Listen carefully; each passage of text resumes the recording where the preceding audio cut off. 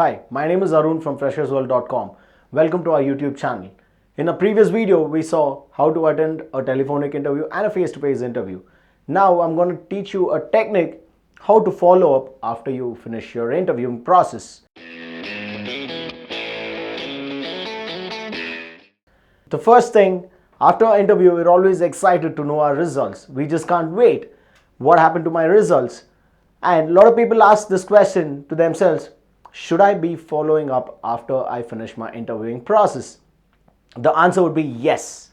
You have to follow up after your interview, because following up after an interview is a very critical process.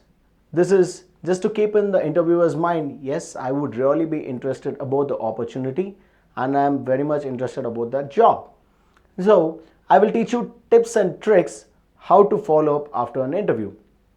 The first thing, keep in mind, do not pester them. When they've given you a time limit, wait till the time limit is over and just put in a word, yes, I would be interested regarding your job opening and I'm curious to know my results. Please do not pester them. That's the first point that you have to keep in mind. The second is communicate in a time and professional manner. Say, let's take an example. The interviewer says, after your interview, before you leave the room, it would take 1 week for us to decide what happened to your results.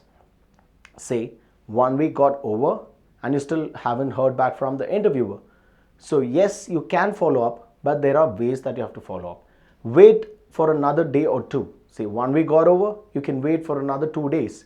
And then there are different ways that you can follow up. A lot of people ask this question, should I be doing it through an email? Should I be doing it through a phone call? Or should I be doing it through a message?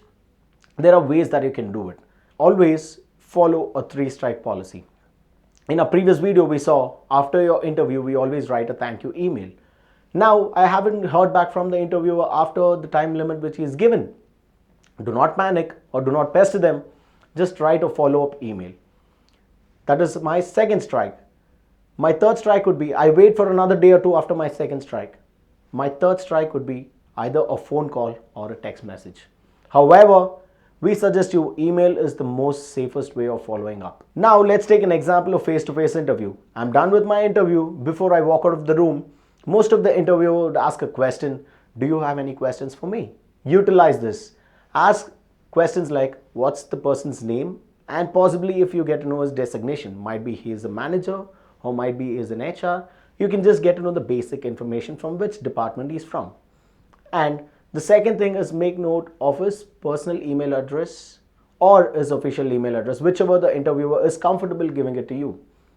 Or take the phone number, either his personal number if he's willing to give it to you, or it can be even his official desk number with his extension. Just take those informations and also get to know the time frame. When you know all these things and still you haven't heard back from your interviewer, do not pester them. As I told you, you can wait and follow 3-strike policy.